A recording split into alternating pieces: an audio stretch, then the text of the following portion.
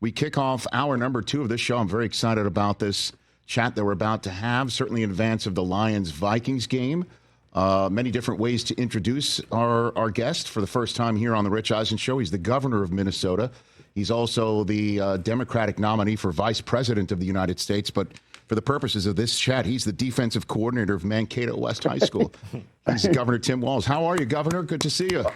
I'm great, Rich. Lead with that. That's my tagline.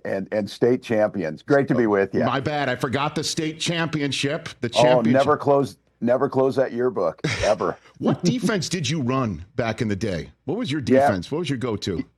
Our base was a 40. Our base was a 44. And we ran out of that. Look, it fit my kids very much. We had responsibility defense. I know it's going to shock some folks on the political side, but I'm super conservative. And so I want kids in the right place. I think the coach's job to put them in a place to be successful. And that 44, and this is 20 years ago. So high school football, we were guard reading, and you wouldn't run into many teams that false pulled or anything. So it was pretty successful. Yeah, you don't hear too much, 44 defense much these days at all. Were you blitz happy? Did you? No, not at all. No, but you had a package. You can come out of that base. You could get into a 5-2 pretty easy, depending on adjustable with high school kids on the scheme. But I just always seemed to have. I had big kids who could gap contain. And then I always seemed every year our teams, we had these linebackers, 6'2", 6'3" middle linebackers, fast, smart. And then my best athletes were always those outside linebackers. So we could do pass coverage flats. At the time, it worked. I have to tell you now, I go to high school football games, and the sophistication of the offense, it's amazing. Well, I mean, plus the size of the kids now, right? I mean, size, I see it at the combine every year, Governor. Like, they get bigger, stronger, faster every single year. I mean, again, the kid on Alabama, the 17-year-old kid, wide receiver, who had unbelievable, right? Who had the big play against Georgia. I couldn't believe that he, the year before, some 16-year-old had to cover him. You know what I mean? It's totally different these days. Oh, it's unbelievable. And, our thing was, and I think the key, I came from Nebraska. I was around some really good coaches down there. And, of course, in the 90s, it was, I tell my kids, Nebraska was like Alabama today. They don't believe it. But they were amazing. But it was the weight room. It was the weight training. It was, it was the nutrition stuff we were doing. And I really believe it gave us an edge. Kids bought into it and were able to do it. Because with high school kids, coaches get stubborn. You've got to adjust to the kids you get each year. You don't get to go draft. You don't get to fill a position. You get the kid who you see in 7th grade and said, that kid could be good. So were you a Tom Osborne guy? Is that your inspiration for some of your coaching style? Yeah, I was. And here's a trivia point for you that we have a congressional football game when you're in Congress. It's Democrats and Republicans play Capitol Hill Police in a flag football game. And we would get some pros that would come play with us. And Tom Osborne was the coach. Well, Tom went out in 2006, and I came in, and I ended up coaching that. We did not win. I will be honest on that. But Tom Osborne was it. Nebraska football was everything. And if you were a high school team in Nebraska, that was it. So I'm just trying to. Were you coaching against Tom Osborne in this? Oh no, in this game? No. He was the coach of the congressional team, and then he left Congress, and I was coming in when he was going out. Because I remember that was my big thing. I was excited to be in Congress, but I was really excited I got to meet Tom Osborne, who was a congressman too. Okay. So was Largent in Congress at that point in time too? He was not. Largent? Okay.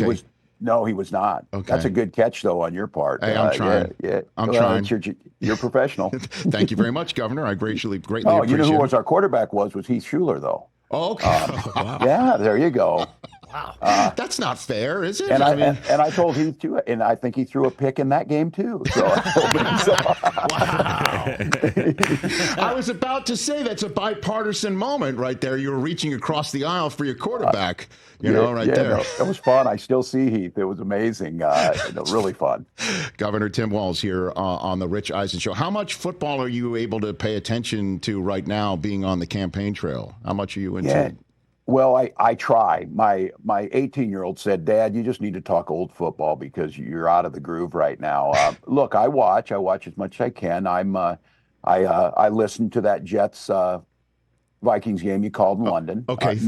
Not an offensive juggernaut that day, but we won. So following it, and look, we got the big game this weekend. It's exciting. NFC North. I was at Lambeau on Monday, first time ever. So really, yeah, we were there in Green Bay for events, and we had a little extra time, and I said, "There's no way I'm not going over there." And when you go in the door, they have that big Lombardi trophy, and they said, our states have a lot in common. This is not one of them, because you do not have one of these. So it was pretty harsh. But look, my team was worried. They said, "Don't go into Lambeau and be talking all smack." I said, "You don't go to church and swear. I'm not going to go into Lambeau and like talk smack. It's a religious pilgrimage." So it was amazing. Yeah, and the thing I love about Lambeau too is when you go there for the first time, it's like residential area, house, Lambeau Field. It's just unbelievable. It is parking lot. Yeah, it's unbelievable. There's not a taller building, and the place keeps that old school feel. Look, I like that. I mean,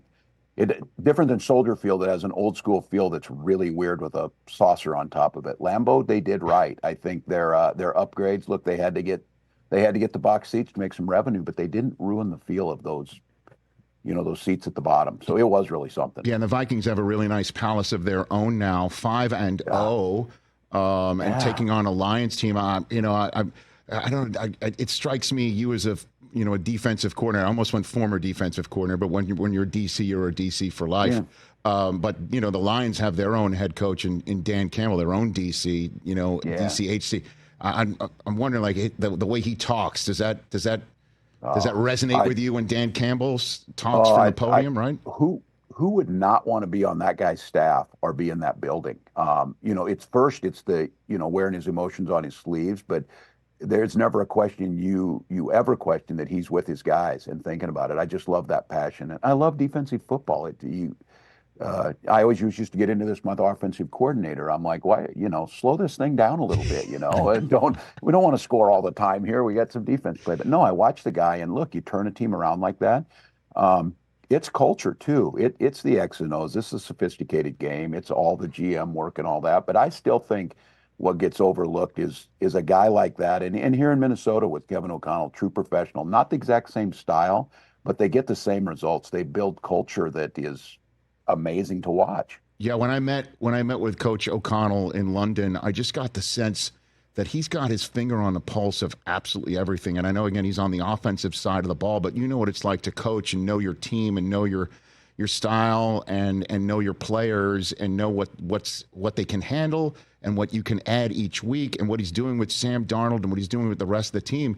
I came back, I'm like, that 5-0 is no mirage. Like, this is a real deal team.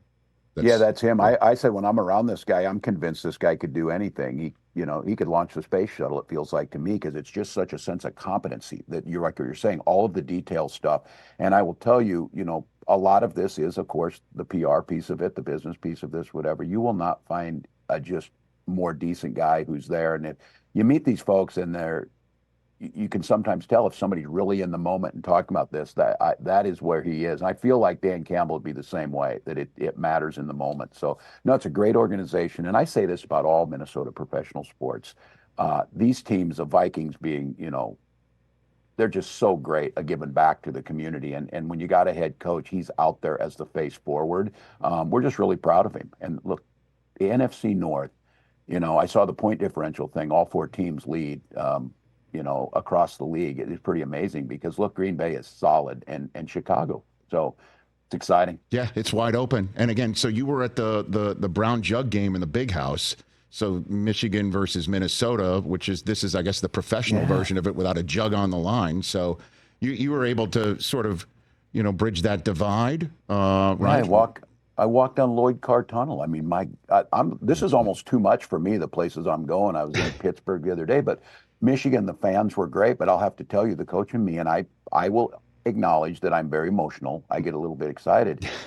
I'm around all these Michigan people, and there's cameras and stuff, and it's still politics is never too far from me. But damn, we recovered that onside kick, and that flag was late, and I'm about ready to go off, and I have to suppress it and say, "Oh, dang it, that was a tough break." When I'm really I was about on the verge of profanity. Are you kidding me? A late flag on that onside kick. So it was something. Hey, here. You never got you never got in the face of an official back in the day, did you, Governor? That's yes, I did. You'd appreciate this one, Rich. I was hollering at a game here in Minnesota, and I said, man, I never got terrible calls like that in Nebraska. And the official blew the whistle and came to the sideline. I'm like, oh, damn, this is not good.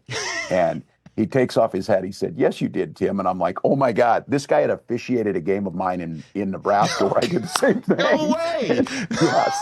Comes over to the sideline and chastised me. He said, you know that if I throw the flag, you're seeing the principal. I said, you're right. I'm ratcheting it down. So what a small world. Get out of here. Small world. That really happened? Yeah. These guys move around and, high school coaches, but high school officials. But it was fun. I think, that thing is with the kids. It truly is. I think people, minimize the impact of that. I got surprised here this summer. It's the 25th anniversary of our first state championship, and those kids came back, and I hadn't seen some of them. And I said it on that night, and some remembered that. I said, you'll remember this night your whole life. And this isn't, this is important stuff. You're bonded with the people around you. And people have kind of minimized and said, football's not that big a thing. I said, look, it was harder to win that state championship than becoming governor. So just so you all know, when you're in this is not an easy thing to do. And those kids know that. Yeah, and again, in this world, sports does really truly bring people together. I know it's kind of an escape. It's an escape, but people who might be voting for you or not voting for you are still rooting together for the Vikings potentially this weekend, or the Lions, or anything like that. And I agree. And I don't know if you can take a message from any of that in this world. And I know you keep talking about from the stump about how neighbors and we're all neighbors in this country these days, Governor. And I don't know if sports can be an analogy for that sort of thing. It can be. Look, people come here to get away from it, like I do. Like I don't watch political programs on TV. I watch ESPN. I watch sports. That's my thing, because it's where we are, and it gives us that commonality. And I think there's people that are hungry for that. And I've seen that at sporting events. It is rare for someone at that Michigan game. They were just great, because they said, look, I'm not going to vote for you, but you're here to watch a game, and this exciting game, and both teams played well. And I've seen that in sports. You would not know this by looking at me, but I'm a pretty avid runner. So I do, these 5Ks and these halves and stuff. And what I've said is no one ever yells at you when you're running. They're like, oh, dang, if that guy's out there doing that, I'm going to leave him alone. I don't like his politics, but I'm going to be with him. I think sports is the same way. Those Michigan fans were so gracious. The folks in Green Bay, so gracious. And I think it kind of realigns us. Again, I don't like when people minimize this, whatever activity you're in or whatever. Sports is one of the most human things you can do, to be excited about seeing, human beings perform at that level. That's stuff that binds us together. And before I let you go, I'll ask you just this one question about November 5th. What would you say is at stake on November 5th, Governor Walz? Well, I don't like to lean towards hyperbole, but it's pretty clear, just basic freedoms. This idea of making your own choices. I've been saying this. I think the party of Ronald Reagan would not want to see the government making personal health decisions, personal decisions about what you read, personal decisions that should be left to you. And I don't want to overstate that. I think you can disagree on policy a little bit, but the fundamentals, whether it's democracy or whether it's those personal choices, I think that's what's on. And I would hope we get back to the point where we could watch sports together, disagree on politics, but not get to this point that it is just so divisive. I'm a unity guy on this. I'm not naive. I taught school for nearly 2 decades. I'm not naive, but I also realize that there's a bigger human spirit, and that's why I think I like sports so much. There's going to be folks in Michigan and folks in Minnesota may not agree, and it's tight election or whatever, but everybody's going to be watching that game. So that's a good part of it. And I appreciate that, because I just think so much is covered in our world about odds and not stakes. And that's why I wanted to ask you that question, before we parted ways.